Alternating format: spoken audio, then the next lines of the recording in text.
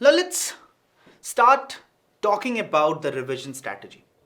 To all my NEET aspirants out there, जिनका exam 2023 में है, उन्हें सबसे ज़्यादा जो चीज़ परेशान करती है वो ये है कि हम अच्छा रिवीजन स्ट्रैटेजी कैसे बनाएं। तो मैं आपको कुछ टिप्स बता रहा हूँ जिसको यूज़ करके आपकी रिवीजन स्ट्रैटेजी बहुत अच्छी हो जानी है। तो पहले मैं ये सारी पॉइंटर्स बता देता हूँ, फिर मैं उसको एक एक करके एक्सप्लेन करूँगा। Track your syllabus, make a to do list, practice test, that's very important, time management extremely important, memory chits ये क्या होती है, कैसे बनाते हैं अभी बताते हैं, and a healthy body and mind. तो कैसे, how do you stay positive and all. तो चलिए एक एक करके अब एक एक टॉपिक के बात करते हैं, क्योंकि ये 5 टिप्स जो है ना वो आपकी रिवीजन स्ट्रैटेजी में बहुत ज़्यादा फायदा पहुंचाने वाली है। तो जितने भी मेरे फ्यूचर डॉक्टर्स मुझे सुन रहे हैं, मैं हूं आपका होस्ट, दोस्त और मेंटर मृणाल, और आप मुझे सुन रहे हैं, देख रहे हैं on Aakash Byju's NEET channel. तो आपको पता है कि फिजिक्स आप मेरे साथ कर रहे हो, लेकिन इसके साथ साथ रिवीजन अक्रॉस द सिलेबस आपको क्या तरीका अपनाना चाहिए। सबसे पहला पॉइंट कि अभी तक मेरा कितना सिलेबस कंप्लीट हो चुका है, कितना पोर्शन मैंने कवर कर लिया है, कितने मार्क्स की चीजें मैंने पढ़ ली है और कितना बाकी है। इसके बेसिस पर आपको बनाना है एक टू डू लिस्ट, यानी कि डेली का आपका टारगेट क्या होने वाला है। और इस टारगेट को बच्चों आपको रियलिस्टिक रखना है। ऐसा नहीं कि आपने पूरे पूरे एक टाइम पे सोच लिया कि मैं पूरा एक चैप्टर खत्म कर दूंगा। जैसे कि रोटेशन अभी मैंने शुरू किया तो मैं शायद 1.5 घंटे में पूरा रोटेशन पढ़ जाऊंगा, या फिर 1 घंटे में पूरा इलेक्ट्रोस्टैटिक्स कर जाऊंगा। ये सब अनरियलिस्टिक टारगेट्स हैं। आप उसके कंटेंट देखो, उसका वेटेज देखो और उसके अकॉर्डिंग ही उसे टाइम फ्रेम सेट करो। और अपने सिलेबस के प्रोग्रेस को आपको ट्रैक करते रहना है, ना सिर्फ चैप्टर वाइज बल्कि सब कॉन्सेप्ट वाइज भी। यानी कि अगर मैं इलेक्ट्रोस्टैट्स शुरू करता हूं तो मैं ये देखूंगा कि इलेक्ट्रोस्टैट्स में कितने सारे सब टॉपिक्स हैं, और मैंने एक एक टिक मारना शुरू कर दिया।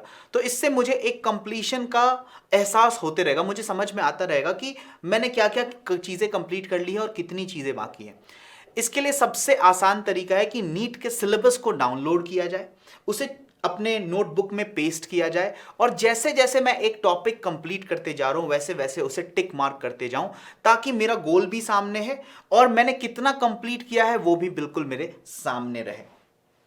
तो आपको क्या करना है, बस ये चीज फॉलो करनी है ताकि आप अपने सिलेबस को प्रॉपरली ट्रैक कर पाओ। बहुत बार क्या होता है कि बच्चों को ये एहसास ही नहीं होता कि उन्होंने कितना कंप्लीट कर लिया। वो बस सोचते रहते हैं कि शायद अभी हमारा ये पूरा पूरा सिलेबस हुआ नहीं, या फिर ये पूरी टॉपिक हुई नहीं है। दूसरी बात, आप अपने इस कंप्लीशन को चेक कैसे करोगे, तो उसके लिए है प्रैक्टिस टेस्ट, जिसमें फुल लेंथ मॉक टेस्ट हो सकते हैं, चैप्टर वाइज मॉक टेस्ट हो सकते हैं। बट आपको शुरुआत करनी चाहिए चैप्टर वाइज मॉक टेस्ट से। और जब आपने एक required amount of syllabus cover कर लिया, यानी कि 60-70% आपका सिलेबस आपको लग रहा है कि आपने पूरा कर लिया है, तभी आपको फुल मॉक टेस्ट अटेम्प्ट करना चाहिए। लेकिन ये अटेम्प्ट तो सभी बच्चे करेंगे ही। सभी बच्चे, जितने भी स्टूडेंट्स हैं जो एस्पायरिंग कैंडिडेट्स हैं, वो जा रहे हैं नीट का एग्जाम देने, तो वो सब ये काम कर रहे होंगे।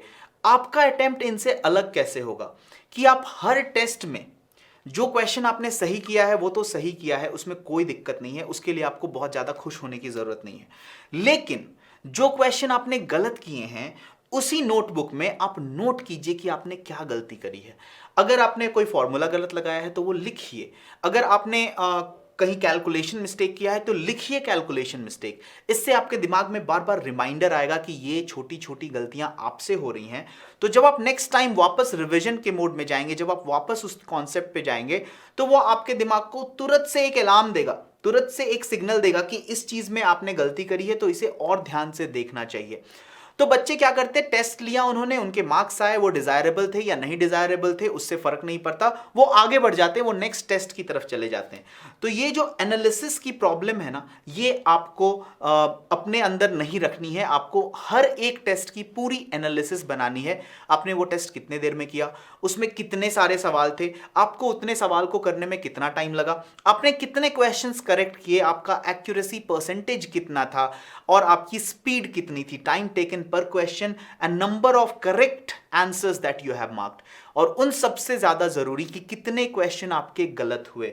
तो अगर आप ये सब करने लग रहे हो तो आप इफेक्टिवली एक प्रैक्टिस टेस्ट को सही मायनों में अच्छे से इस्तेमाल करने लग रहे हो।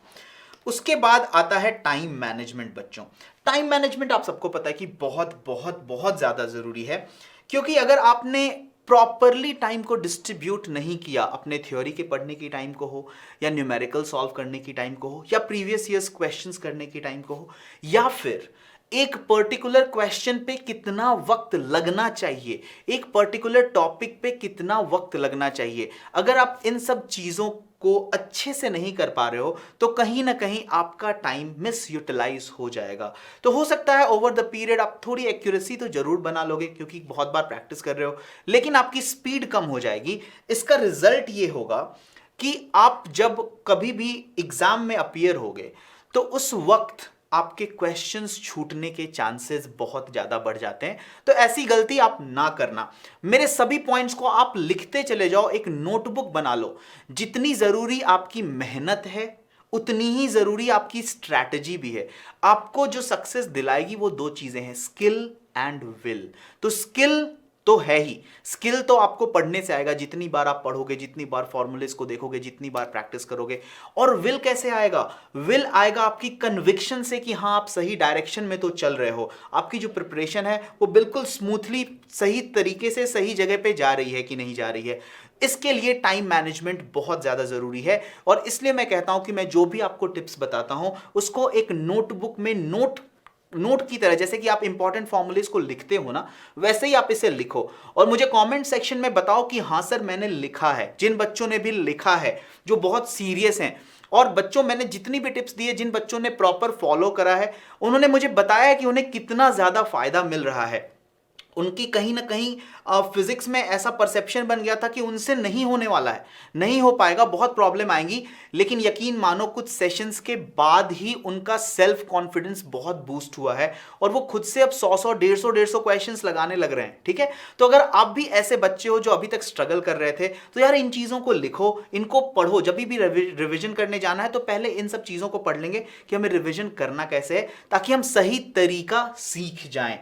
तो एक चीज और मैंने आपको बताई थी, मैंने बताया भी था कि पढ़ना कैसे है, उसी पॉइंट को मैं एक बार फिर से रिपीट कर दे रहा हूं कि आपको एटलीस्ट 2 सब्जेक्ट एक दिन में पढ़ना ही चाहिए। ठीक है, ये मैंने बताया भी बहुत डिटेल में कि हमारा दिमाग कैसे चलता है, कैसे सोचता है, ये सारी बातें मैंने बहुत डिटेल में कवर करी है। तो अगर आपने नहीं देखा है वो सेशन तो वो आप जाकर के देख लीजिएगा, आपको इसी चैनल पे मिल जाएगा। पर बहुत इंपॉर्टेंट है कि आप एक दिन के लिए सिर्फ एक सब्जेक्ट ना रखो। जहां तक बात है प्रैक्टिस टेस्ट की, तो आकाश बायजूस आपके लिए लेकर के आए बहुत सारे डिफरेंट टाइप के पैकेजेस फॉर टेस्ट सीरीज। और अगर आप हमारे YouTube के स्टूडेंट हो तो आपके लिए एक कोड है YT NEET 10, इससे आपको एडिशनल डिस्काउंट मिल जाएगा उस प्रोडक्ट पे।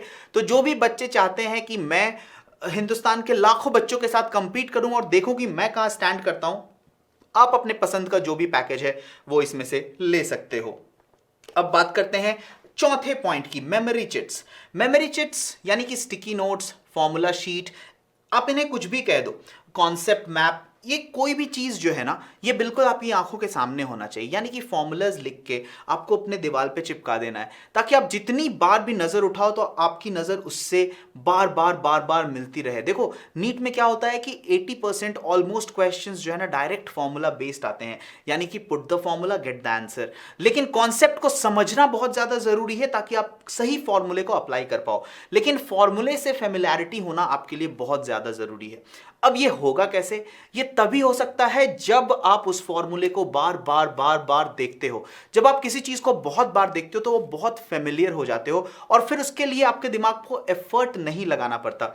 ये बिल्कुल ऐसा ही है जैसे आपने किसी मूवी को 3-4 बार देखा है तो शायद कहीं ना कहीं उसके डायलॉग्स आपको याद हो जाएंगे। तो जब आप नेक्स्ट टाइम उसे देखोगे तो उस कैरेक्टर के डायलॉग बोलने से पहले ही शायद आप वो डायलॉग बोल दोगे या फिर आपको एग्जैक्टली उसका अगला सीन याद हो जाएगा। तो अपने दिमाग को भी समझो और उसी के अकॉर्डिंग काम करना शुरू कर दो। तो ये बहुत ज्यादा जरूरी है कि आप इन फॉर्मूले शीट को अपने बिल्कुल दीवार के सामने चिपका करके रखो और ये आपकी खुद की बनाई होनी चाहिए। आपने खुद से पूरे के पूरे चैप्टर्स के सारे फॉर्मूलेज निकालने हैं, उसे नीटली लिखना है, अच्छे से लिखना है और उसे दीवार पे चिपका देना। अगर उसमें कुछ केसेस भी आते हैं तो आप उसके डिफरेंट केसेस भी बना सकते हो। किसी को माइंड मैप अच्छा लगता है तो आप उस तरीके से भी उसे बना सकते हो।